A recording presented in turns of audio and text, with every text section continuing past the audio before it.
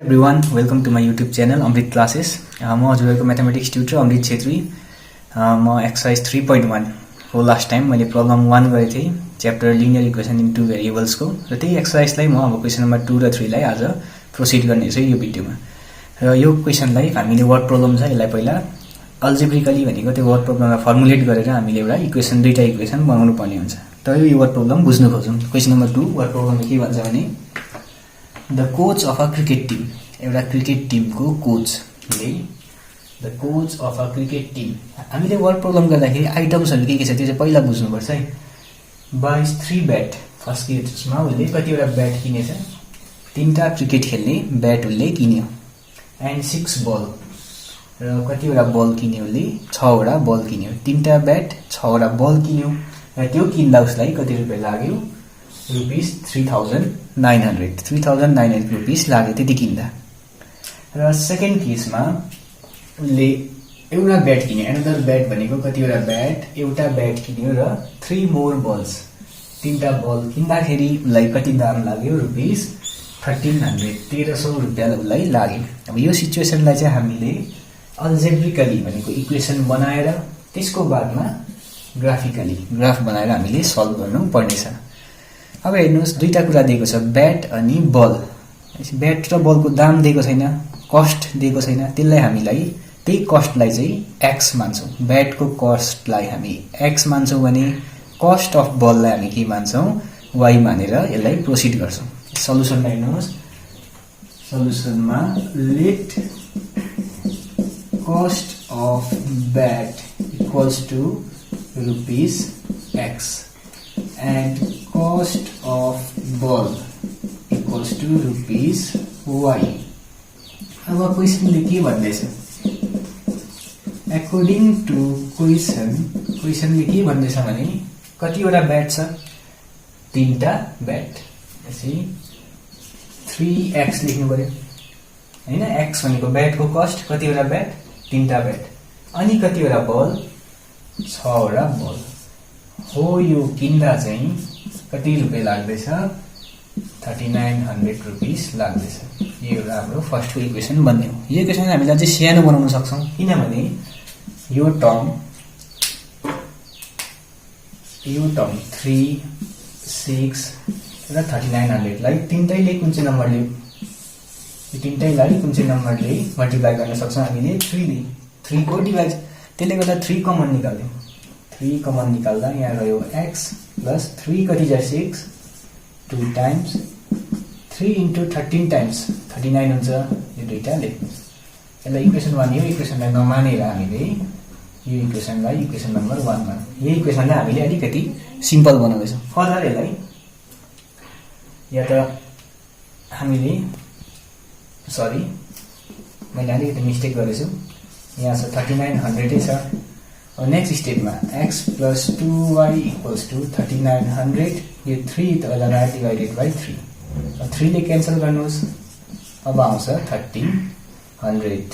हाम्रो final equation भयो x plus 2y equals to 1300। हामीले यसलाई चाहिँ मान्नु पर्ने छ इक्वेसन नम्बर 1। फर्स्टमा हामीले सल्भ गर्यौं, यो इक्वेसनलाई 3 कमन निकाल्यौं, 3x रह्यो, 3 ले 2 टाइम्स जान्थ्यो, यता रह्यो 3900, फेरि भित्रको टर्म्सलाई हेर्दा 3 मुनि गयो, 3 ले 3900 लाई 1300 टाइम्स क्यान्सल भएर फर्स्टको कन्डिसन बन्यो। अब सेकेन्ड कन्डिसनमा हेर्नुहोस्, कतिवटा ब्याट छ, एउटा ब्याट भनेपछि हाम्रोमा आयो x मात्रै, प्लस कतिवटा बल, 3 बल्स भनेको 3y इक्वल्स टु कति पर्दैछ, 1300 रुपीस पर्दैछ। यो भयो हाम्रो इक्वेसन नम्बर 2। यसले दिँदैछ हाम्रो इक्वेसन नम्बर 2। यो दुईटा इक्वेसनलाई अब हामीले सल्भ गरौँ, पोइन्ट्सहरु निकालौं, त्यहाँदेखि त्यसलाई ग्राफमा हामी प्लट गर्नेछौं। र अब हामी फर्स्टको इक्वेसनलाई सल्भ गर्नेछौं। Solving equation 1, solving equation 1। Equation 1 कति छ हेर्नुस्, x plus 2y equals to 1300। यहाँबाट x निकाल्दाखेरि 1300 प्लस 2y हुँदै जाँदा माइनस 2y। अब यहाँबाट हामी पोइन्ट्सहरु निकाल्यौं। फर y इक्वल्स टु 0, यो इक्वेसनमा लगेर y को ठाउँमा 0 हाल्नुस्, चाहिँ कति हुन्छ, x इक्वल्स टु 1300 मात्रै रहन्छ, यताको टर्म 0 भइहाल्छ। फर y इक्वल्स टु अलिकति 100 को टर्ममा लेखौँ ल हामी नम्बरहरु सानो नम्बरदेखि ठुलो आउँछ ग्राफमा बनाउनु साह्रो पर्छ त्यसले गर्दा सपोज y इक्वल्स टु मैले 400 लिए y 400 लियो भने x कति हुन्छ y लाई लगेर यहाँ 400 हाल्नुस् x equals to 1300 minus 2 into 400 x equals to 1300 minus 2 into 400 800 यो दुईटा घटाउँदाखेरि x कति पायौं 500 suppose for y equals to 500 y 500 आयो अघि 400 आएको थियो एक बढाइदिउँ त्यहाँ लगेर हाल्दा x equals to 1300 minus 2 into y को ठाउँमा 500 हाल्नुस् त्यो इक्वेसनमा x equals to 1300 minus 1000 x equals to 300 यसको एउटा रफ टेबल हामी बनाउँ टेबल बनाउँदाखेरि x y फर्स्टमा y 0 हाल्दा x 1300 y 0 हाल्दाखेरि x 1300 y 400 हाल्दाखेरि x कति आयो 500 र y 300 हाल्दा सरी y 500 हाल्दाखेरि x आयो हाम्रो 300 यो भयो हाम्रो एउटा पोइन्ट लास्टमा हामी ग्राफमा दुईटै इक्वेसनलाई सँगै बनाउने छौं अब सेकेन्ड इक्वेसनलाई सल्भ गरौँ सल्भिङ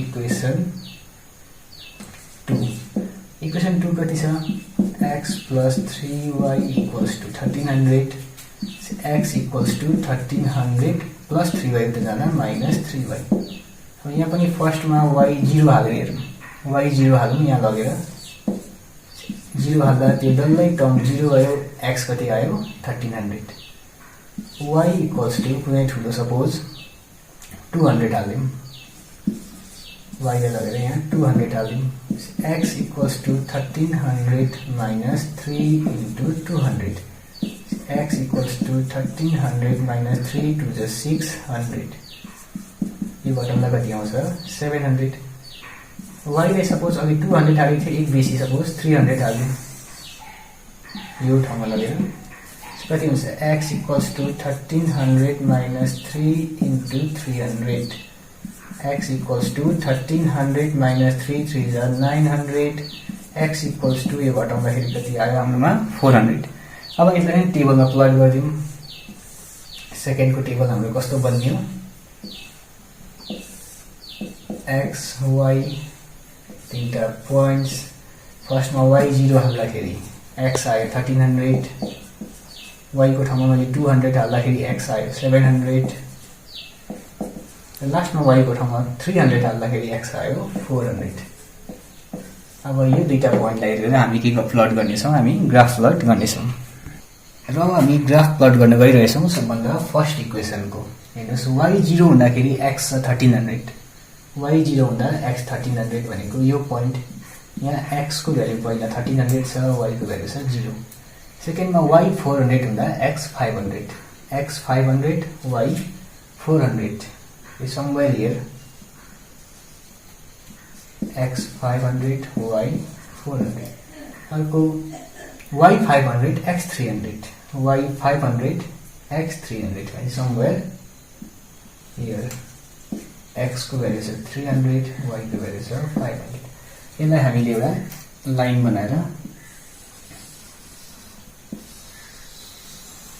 यो भयो हाम्रो आगे जस्तै बनाउँदा नि मैले नेगेटिभ पोइन्ट थिएन यसमा भ्यालु त्यसले गर्दा मैले नेगेटिभ पोइन्टहरुलाई लेखिन र 100 को ग्याप राख्दा सजिलो हुन्थ्यो त्यही भएर 100 को ग्याप राखेर गरौँ अब सेकेन्ड इक्वेसन y0 x 1300 यही पोइन्ट्स याद राख्नुस् नि यही पोइन्ट छ अब y200 x 700 y200 x 700 somewhat here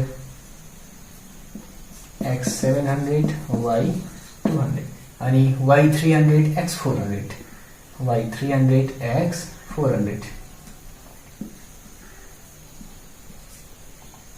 x को भ्यालु छ 400 y को भ्यालु छ 300 चाहिँ हामीले यो ग्राफ कहाँबाट सुरु हुन्छ यो पोइन्टमा ठोकिँदैछ यहीँबाट सुरु हुन्छ यो ग्राफ जान्छ यस्तो भएर यहाँबाट पास हुँदै यो पोइन्टबाट पास हुँदै छोड्दै यो ग्राफ कहाँ ठोकिँदैछ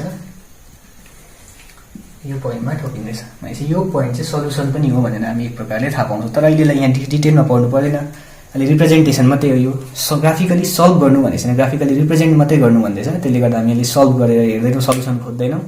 सो यो भयो ग्राफिकल रिप्रेजेन्टेसन यो क्वेसनको। अब नेक्स्टको म हिन्ट मात्रै दिनेछु, तपाईँहरूले यसलाई फर्दर प्रोसिड म इक्वेसन बनाएर हिन्ट गर्नेछु। लास्ट क्वेसन नम्बर 3 को त्यसलाई तपाईँहरूले आफै सल्भ गर्ने होला। क्वेसन नम्बर 1 र 2 मैले सल्भ गरिदिइसकेको छु अलरेडी। अब क्वेसन नम्बर 3 पट्टि जानेछौँ। क्वेसन नम्बर 3 ले के भन्दैछ हेर्नुहोस्, पहिला वर्ड प्रब्लम बुझौँ।